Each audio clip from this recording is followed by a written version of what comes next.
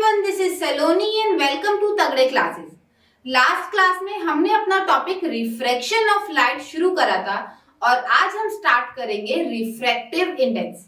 देखो, इस टॉपिक में मोस्टली बच्चों को प्रॉब्लम रहती है, तो आज हम इसको इतना सिंपलेस्ट वे में समझेंगे कि आज की क्लास के बाद आपको इस टॉपिक में एक भी डाउट नहीं रहेगा। तो शुरू करते हैं आज की क्लास।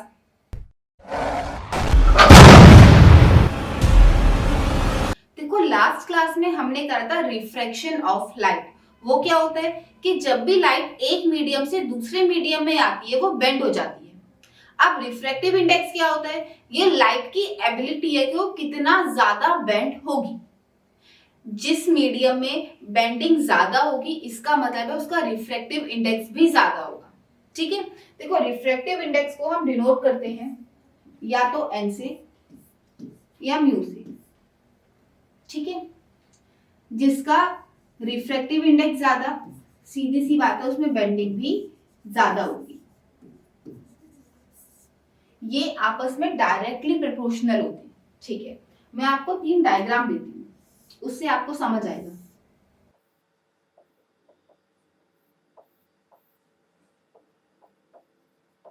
ये 3 मीडियम है, ए, बी एंड सी। तीनों में जो लाइट है वो एयर से आ रही है। ठीक है, अब जैसे ये सेकेंड मीडियम में जाएगी, ये नॉर्मल है मेरे पास, जैसे ये सेकेंड मीडियम में गई, एक में तो ये इतना बेंड हुई, एक में इतना और एक में ऐसे। अगर अब मैं आपसे ये पूछूं कि इनमें से किसका रिफ्रैक्टिव इंडेक्स ज्यादा होगा, देखो जितनी ज्यादा लाइट बेंड होगी उतना ज्यादा ही उसका रिफ्रैक्टिव इंडेक्स भी होगा। यहाँ पे देखो, इसमें, इसमें या इसमें, इन तीनों में से किसमें बेंडिंग ज्यादा हुई है? सी में। सीधी सी बात है इसका रिफ्रैक्टिव इंडेक्स भी ज्यादा होगा। फिर इससे कम किसका होगा? बी का, और इससे कम किसका होगा? ए का। ठीक है, अब एक और क्वेश्चन आपसे पूछती हूँ।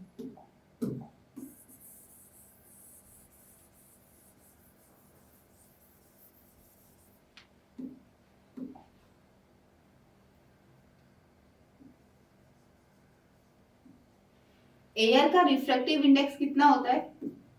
1।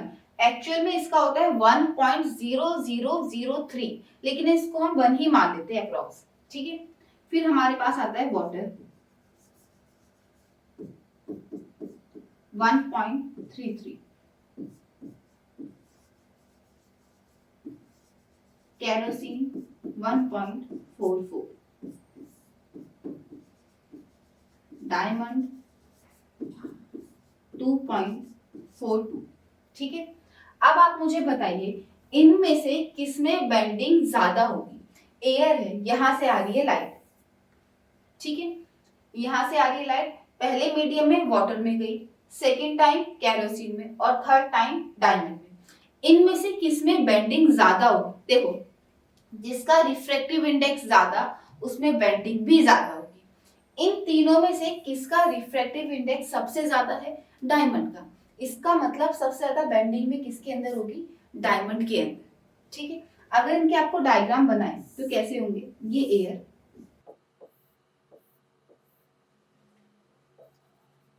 अगर मान लो ये वाटर है और वाटर में लाइट इतनी बेंड हो रही है, ये वाली,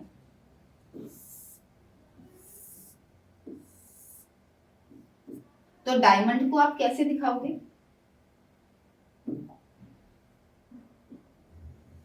कुछ इस तरीके से, क्योंकि हमें पता है कि डायमंड का रिफ्रैक्टिव इंडेक्स ज्यादा होता है, इसीलिए उसमें बेंडिंग भी ज्यादा होगी। ठीक है, आपको इन सबके रिफ्रैक्टिव इंडेक्स याद नहीं करने, क्वेश्चन में गिवन होंगे।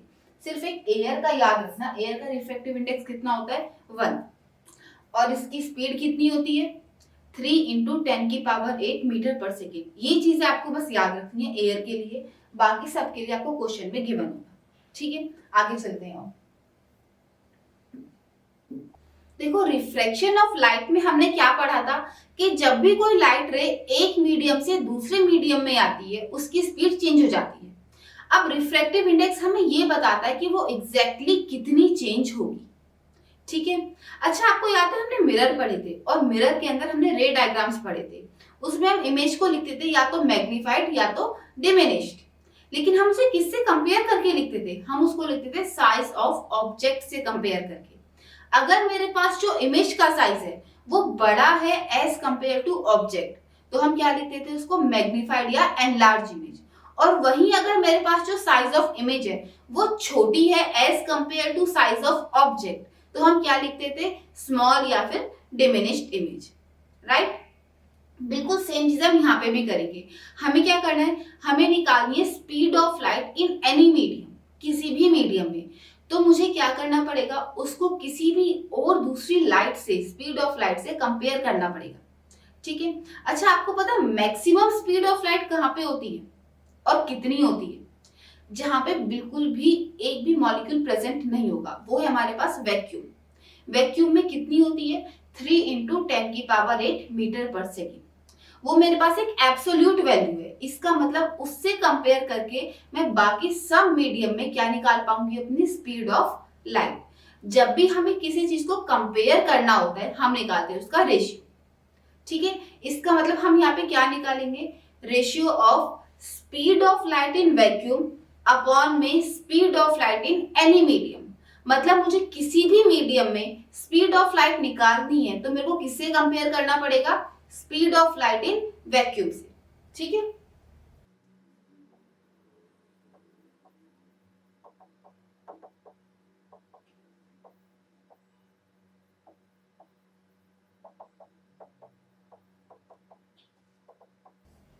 मुझे क्या निकालना है? Speed of light in any medium. तो मुझे उसको किससे कंपेयर करना पड़ेगा? कोई एब्सोल्यूट वैल्यू के साथ। वो मेरे पास क्या होती है? Speed of light in vacuum. कितनी होती है ये? 3 इंटू 10⁸ मीटर पर सेकेंड। और speed of light in any medium v। इसको हम किससे डिनोट करते हैं? Speed of light in vacuum को c से। इसका मतलब मेरे पास एब्सोल्यूट रिफ्रैक्टिव इंडेक्स क्या आया? देखो, absolute refractive index is the ratio of speed of light in vacuum to speed of light in medium. Absolute refractive index मेरे पास कितना आया?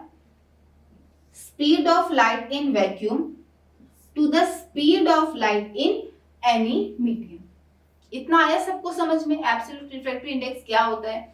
अगर आपको किसी भी मीडियम में स्पीड ऑफ लाइट निकालनी है या आपको ये बताना है कि वो मीडियम कितना ज्यादा डेंस है एज कंपेयर टू एयर, तो हम क्या यूज करेंगे? Absolute refractive index. ये हमारे पास क्या होता है? It is the ratio of speed of light in vacuum to the speed of light in medium. कितनी होती है वैक्यूम में? 3 इंटू 10⁸ मीटर पर सेकेंड। किससे डिनोट करते हैं हम इसको? c के साथ, ठीक है। अच्छा, एक और चीज आप मुझे बताओ, यहाँ पे यूनिट आई है मीटर पर सेकेंड, किसकी? स्पीड की। यहाँ पे भी हम क्या निकालेंगे? स्पीड ही निकालेंगे। इसका मतलब जो भी यहाँ पे यूनिट आएगी वो भी कितनी आएगी? Metre per second. ये तो कैंसिल हो गए। इसका मतलब रिफ्रैक्टिव इंडेक्स की कोई यूनिट नहीं होती, ठीक है। रिफ्रैक्टिव इंडेक्स की कोई भी यूनिट नहीं होती है, सिर्फ न्यूमेरिकल वैल्यू लिखी जाती है इसकी। जैसे 1.33, 1.44, 2.42, सिर्फ न्यूमेरिकल वैल्यू लिखी जाती है, इसके पीछे कोई यूनिट नहीं आती है। रिफ्रैक्टिव इंडेक्स की कोई भी यूनिट नहीं होती, ठीक है यहाँ तक। अच्छा, यहाँ देखो, a medium with higher refractive index is said to be optically denser as compare to medium with low refractive index. देखो जिस भी मीडियम का जितना ज्यादा रिफ्रैक्टिव इंडेक्स होगा, सीधी सी बात है वो उतनी ज्यादा बेंड होगी। और लाइट सबसे ज्यादा बेंड वहां होती है जहां पे बहुत सारे मॉलिक्यूल्स प्रेजेंट है, वहां पे उसकी स्पीड वैसे ही कम हो जाती है। इसका मतलब रिफ्रैक्टिव इंडेक्स मेरे पास जितना ज्यादा होगा, उस मीडियम में मेरे पास जो स्पीड ऑफ लाइट है वो कैसी हो जाएगी? उतनी ही कम हो जाएगी। यहां तक आया समझ में? अच्छा, आपसे मैं इन्हीं तीनों में से पूछती हूँ, इन तीनों में से ये हमारे पास क्या है? वाटर। ये हमारे पास क्या है? कैरोसिन। और ये हमारे पास क्या है, डायमंड। इन तीनों में से आप मुझे ये बताइए स्पीड ऑफ लाइट किसमें सबसे कम रहेगी। देखो, जिसका रिफ्रैक्टिव इंडेक्स जितना ज्यादा, इसका मतलब वो मीडियम उतना ज्यादा डेंस है, और जो भी मीडियम जितना ज्यादा डेंस होता है उसमें जो स्पीड ऑफ लाइट है उतनी कम हो जाती है। अब आप मुझे बताइए इन तीनों में से किसका रिफ्रैक्टिव इंडेक्स सबसे ज्यादा है, डायमंड का। इसका मतलब इसमें जो स्पीड ऑफ लाइट है सबसे कम रहेगी। ठीक है, सबसे कम किसमें रहेगी मेरे पास, इसमें, इसके बाद केरोसिन में, इसके बाद वाटर में। मतलब इन सब में सबसे कम किसमें रहेगी, डायमंड में। और इन तीनों में सबसे ज्यादा किसमें रहेगी, जिसका रिफ्रैक्टिव इंडेक्स सबसे कम रहेगा, वो क्या है मेरे पास, वाटर। ठीक है, स्पीड कैसे रहेगी, इस तरीके से, थर्ड में सबसे ज्यादा, मतलब ये वाटर में सबसे ज्यादा, उससे कम केरोसिन में, और सबसे कम डायमंड में। आया आपको समझ में what is absolute refractive index. जब भी आप किसी भी मीडियम में ये निकाल दो कि स्पीड ऑफ लाइट कितनी होगी, आपको उसे कंपेयर करना पड़ेगा किसी और स्पीड ऑफ लाइट के साथ। हम करते हैं एब्सोल्यूट लाइट के साथ, वो हमारे पास क्या होती है, सी, यानी वैक्यूम में कितनी वो स्पीड होती है, कितनी होती है, 3 × 10⁸ मीटर पर सेकेंड। हम इससे कंपेयर करके लिखते हैं। ठीक है, हमारा नेक्स्ट टॉपिक है रिलेटिव रिफ्रैक्टिव इंडेक्स। देखो, हमने जो अभी ये पढ़ा था, रिफ्रैक्टिव इंडेक्स क्या बताता है कि जो स्पीड ऑफ लाइट है किसी भी मीडियम में कितनी स्लो होगी एज कंपेयर टू एयर। अब हम यहाँ पे क्या करेंगे, हमें रिफ्रैक्टिव इंडेक्स निकालना है, मतलब रेशियो तो निकालना पड़ेगा, लेकिन यहाँ पे हम विद रिस्पेक्ट टू एयर नहीं लेंगे, हम एयर के साथ कंपेयर नहीं करेंगे, हम किसी एक मीडियम को किसी दूसरे मीडियम से कंपेयर करके लिखेंगे। ठीक है, अब दिखाती हूँ आपको कैसे। मान लो किसी मीडियम 1 से मीडियम 2 में लाइट गई है। ठीक है, मीडियम 1 से मीडियम 2 में लाइट गई है, इस तरीके से। अगर मुझे इसका रिलेटिव रिफ्रैक्टिव इंडेक्स निकालना है तो मैं क्या करूंगी, मैं इसको ऐसे लिखूंगी, refractive index of medium 2 with respect to 1। 1 से 2 में गई है, लिखा किस तरीके से मैंने इसको, refractive index of medium 2 with respect to 1। ठीक है, refractive index of medium 2 with respect to 1, या फिर इस तरीके से, refractive index of medium 2 with respect to 1।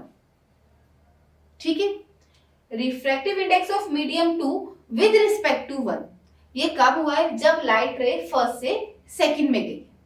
अगर यही लाइट रे सेकंड से फर्स्ट में आएगी तो कैसे लिखूंगी मैं इसको, refractive index of medium 1 with respect to 2, लिखूंगी किस तरीके से, refractive index of medium 1 with respect to 2, या फिर refractive index of 1 with respect to 2। आया समझ में। और उसको एक खाली पेज पे आपको समझाती हूँ।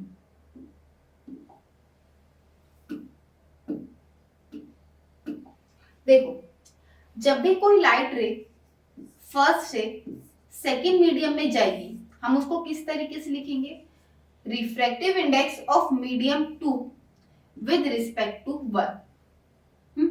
इसका रेशियो कैसे निकालेंगे, हम पहले 2 लिखेंगे, refractive index of medium 2 upon में refractive index of medium 1।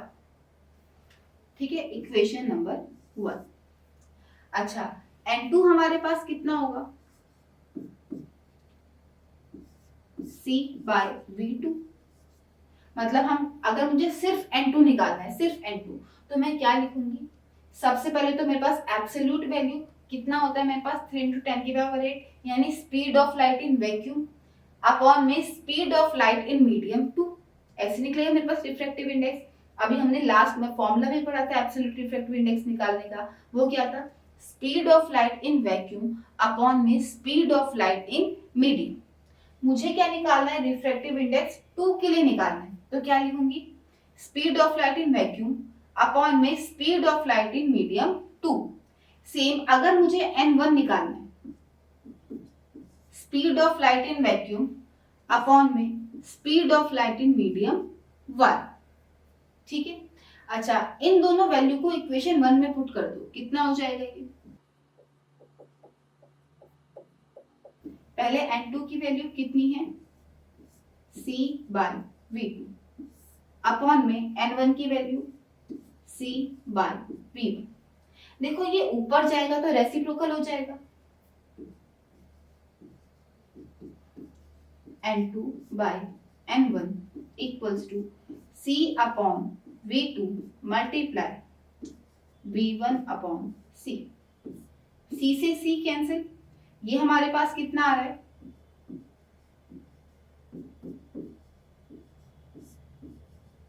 N2 by N1 is equals to V1 by V2। ये हमारे पास फॉर्मूला है। ठीक है, इसको लिखो, इसके बेस पे हमारे पास न्यूमेरिकल्स आएंगे और इसी फॉर्मूले से न्यूमेरिकल्स को सॉल्व भी करेंगे। ओके, देखो अब अगर मेरे पास जो लाइट है वो कहाँ जा रही है, मीडियम 2 से मीडियम 1 में, इसको मैं कैसे लिखूंगी, इसका relative refractive index of medium 1 with respect to 2। इसको कैसे लिखूंगी मैं, N1 अपॉन N2, N1 की वैल्यू C अपॉन V1 और N2 की वैल्यू C अपॉन V2। कितना आ जाएगा ये, C upon V1 multiply by V2 upon C। ये मेरे पास कितना आ रहा है, V2 बाय V1, किसके इक्वल था ये, N1 अपॉन N2।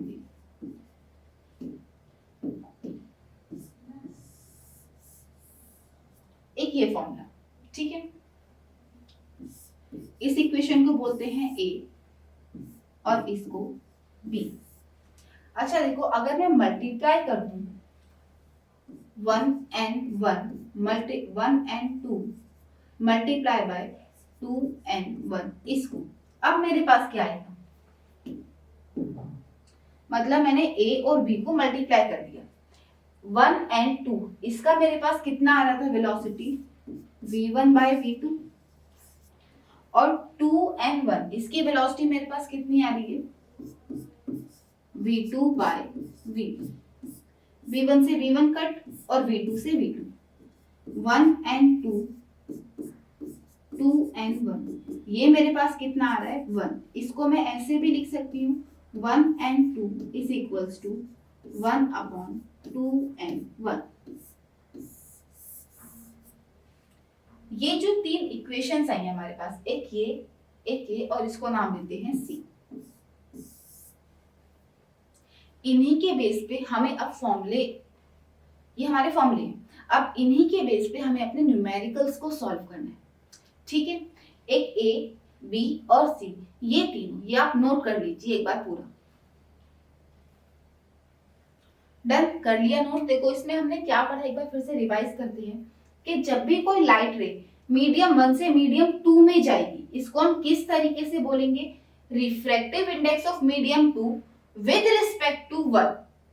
ओके, इसको हम लिखेंगे कैसे, 1 and 2।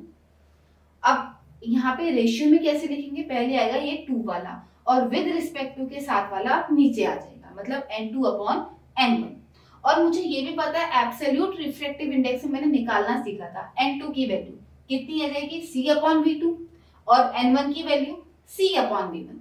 इन दोनों वैल्यूज को उठा के इक्वेशन 1 में पुट कर दो, कितना आ जाएगा 1n2, N2 by N1, N2 की value C upon V2, N1 की वैल्यू C अपॉन V1। जैसे ये ऊपर जाएगा ये रेसिप्रोकल हो जाएगा, कितना आ जाएगा ये C upon V2 multiply by, यहाँ पे था C अपॉन V1, रेसिप्रोकल होके कितना आ जाएगा P1 अपॉन C। C से C कैंसिल, ये मेरे पास कितना आ रहा है, देखो 1n2 V1 अपॉन V2। बिल्कुल सेम तरीके से 2n1 मेरे पास कितना आ रहा है, V2 अपॉन V1। ठीक है, ओके, दोनों इक्वेशंस को मल्टीप्लाई करा तो मेरे पास क्या आया, ये वाली इक्वेशन है। अब ये ए बी सी, इन तीनों से ही हमें क्या करना है, अपने न्यूमेरिकल्स को सॉल्व करना है। अब करते हैं अपने न्यूमेरिकल्स। अच्छा, उससे पहले इसको पढ़ के देखो। When light ray passes from medium 1 to medium 2, कैसे गई है हमारे पास लाइट रे? मीडियम 1 से मीडियम 2 में। हम इसको किस तरीके से पढ़ेंगे? The refractive index of medium 2 with respect to 1, और इसको लिखेंगे किस तरीके से? Refractive index of medium 2 with respect to 1। Okay, and when light ray passes from medium 2 to medium 1, इसको हम किस तरीके से लिखेंगे? Refractive index of medium 1 with respect to medium 2। Refractive index of medium 1 with respect to medium 2, जो भी चीज with respect to के साथ है वो ऊपर आ जाएगी। देखो यहाँ पे विद रिस्पेक्ट टू के साथ क्या था? 1, यहाँ पे 1 ऊपर आ गया। ठीक है, अब न्यूमेरिकल सॉल्व करते हैं। In which of the following the speed of light is minimum? Speed of light minimum किस में होगी? जिसका रिफ्रैक्टिव इंडेक्स सबसे ज्यादा होगा। अब देखते हैं। एयर का रिफ्रैक्टिव इंडेक्स कितना होता है? 1। वाटर का 1.33, डायमंड 2.42। अब आप मुझे बताइए, इन तीनों में से स्पीड ऑफ लाइट किसमें सबसे कम होगी? जिसका रिफ्रैक्टिव इंडेक्स ज्यादा, उसमें स्पीड ऑफ लाइट उतनी ही कम होगी। तो इन तीनों में से किसमें सबसे कम होगी? डायमंड में। ठीक है, क्योंकि इसका रिफ्रैक्टिव इंडेक्स सबसे ज्यादा है। अच्छा, एक क्वेश्चन और आता है। अगर मैं आपसे ये बोलूं that refractive index of diamond is 2.42, what does it mean? ये क्वेश्चन बहुत आता है। इसको हम कैसे सॉल्व कर सकते हैं? देखो, एब्सोल्यूट रिफ्रैक्टिव इंडेक्स से कितनी आ जाएगी? Speed of light in diamond is VD, और ये मेरे को पता है रिफ्रैक्टिव इंडेक्स कितना है? 2.42 C/VT। यहां से VD कितना आ जाएगा मेरे पास? C/2.42। इसका मतलब क्या? इसका मतलब ये कि जो मेरे पास डायमंड है वो 2.42 टाइम्स डेंसर है एज कंपेयर टू एयर। इसका मतलब क्या? दैट डायमंड इज 2.42 टाइम्स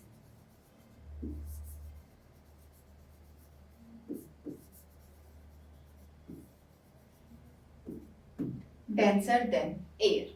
ठीक है, अगर ये क्वेश्चन आएगा आप कर लोगे इसको, और ये अगर कोई और वैल्यू आपको दे दे लाइक 1.33, इसका मतलब क्या? इसका मतलब ये that water is 1.33 times denser then air. हो जाएंगे ऐसे क्वेश्चन सब। अब आगे क्वेश्चंस पे चलते हैं।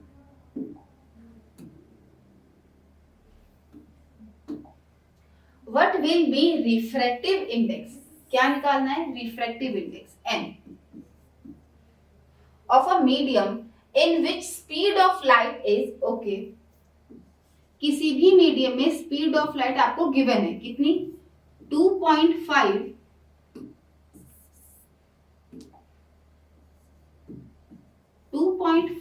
into 10 की power 8 metre per second.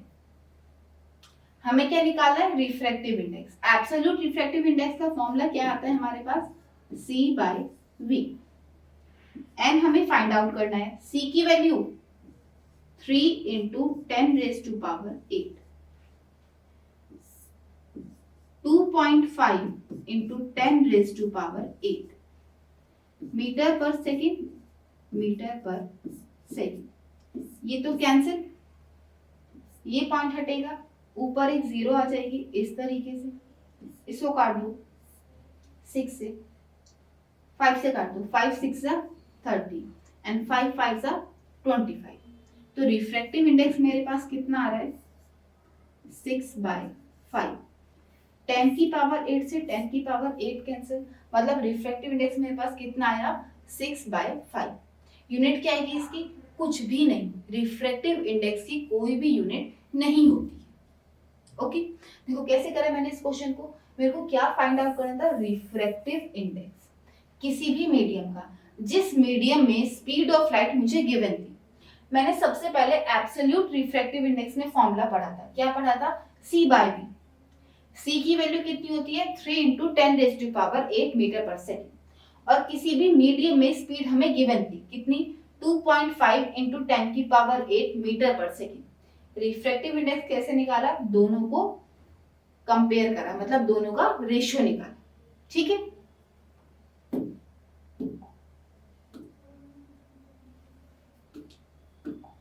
if the refractive index of water is 4/3,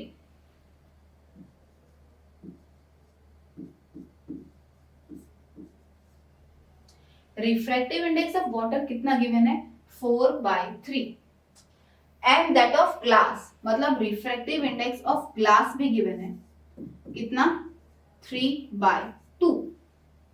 what is the refractive index of glass with respect to water, इसे कैसे लिखेंगे, रिफ्रैक्टिव इंडेक्स ऑफ ग्लास, जो भी चीज विद रिस्पेक्ट टू के साथ होती है वो ऊपर आ जाती है, मतलब ये ऊपर आ जाएगा इस तरीके से। इनका रेशियो हम कैसे निकालते थे, पहले जो नीचे लिखा हुआ है वो ही लिखा जाता है, मतलब पहले लिखा जाएगा Ng, उसके बाद Nw, मतलब रिफ्रैक्टिव इंडेक्स ऑफ ग्लास, और नीचे क्या आएगा रिफ्रैक्टिव इंडेक्स ऑफ वाटर। कितना है ग्लास का 3/2, और वाटर का कितना है 4/3। जैसे ये ऊपर जाएगा रेसिप्रोकल हो जाएगा, कितना आ जाएगा 3/2 मल्टीप्लाई बाय 3/4। देखो 4/3 का रेसिप्रोकल कितना हो जाएगा 3/4, ये कितना आ जाएगा हमारे पास 9/8। इसका मतलब refractive index of glass with respect to water मेरे पास कितना आ रहा है 9/8। क्या ऐसी कोई यूनिट होगी, नहीं, रिफ्रैक्टिव इंडेक्स की कोई भी यूनिट नहीं होती है। ये आपका क्वेश्चन एमसीक्यू में पूछा भी जा सकता है कि क्या रिफ्रैक्टिव इंडेक्स की कोई यूनिट होती है, नहीं, आंसर है बिल्कुल नहीं, रिफ्रैक्टिव इंडेक्स की कोई भी यूनिट नहीं होती है। ठीक है, इस क्वेश्चन में हमने क्या करा, रिफ्रैक्टिव इंडेक्स ऑफ वाटर हमें गिवन था 4/3, ग्लास का भी गिवन था 3/2। हमसे क्या पूछा है, glass with respect to water, जो भी चीज विद रिस्पेक्ट टू के साथ होती है वो ऊपर आ जाती है, तो यहां मैंने क्या लिखा n glass with respect to water. इसको रेशियो में कैसे लिखते हैं, पहले लिखा जाता है नीचे वाला समान, मतलब ये ग्लास, फिर लिखा जाएगा वाटर। ग्लास का refractive index is 3/2 and water का रिफ्रैक्टिव इंडेक्स इज 4/3। जैसे ये ऊपर जाएगा ये रेसिप्रोकल हो जाएगा, 4/3 का क्या हो जाएगा 3/4, 3 × 3 is 9 and 4 × 2 is 8। तो refractive index of glass with respect to water हमारे पास क्या आया 9/8। ठीक है, आई होप आपको रिफ्रैक्टिव इंडेक्स अब समझ में आया होगा और अब आपका इस टॉपिक में कोई भी डाउट नहीं होगा।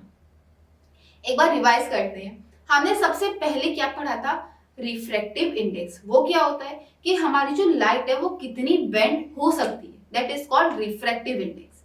उसके बाद हमने पढ़ा था एब्सोल्यूट रिफ्रैक्टिव इंडेक्स, जिसमें हमने पढ़ा था रेशियो किसका, speed of light in vacuum to the speed of light in medium. इसका मतलब हम उसमें ये बता सकते थे कि किसी भी मीडियम में स्पीड ऑफ लाइट कितनी ज्यादा स्लो हो सकती है, या हम रिफ्रैक्टिव इंडेक्स से ये भी बता सकते हैं कि वो मीडियम कितना ज्यादा डेंस है। उसके बाद हमने पढ़ा था रिलेटिव रिफ्रैक्टिव इंडेक्स, जिसमें हमने दो मीडियम के बीच में रेशियो निकाला था। ओके, तो आज की क्लास के लिए बस हम इतना ही करेंगे, आगे का हम करेंगे अपनी अगली क्लास के अंदर। तब तक के लिए आप न्यूमेरिकल्स की प्रैक्टिस करिए, और अगर आपको कोई भी डाउट है आप कमेंट सेक्शन में पूछ सकते हैं।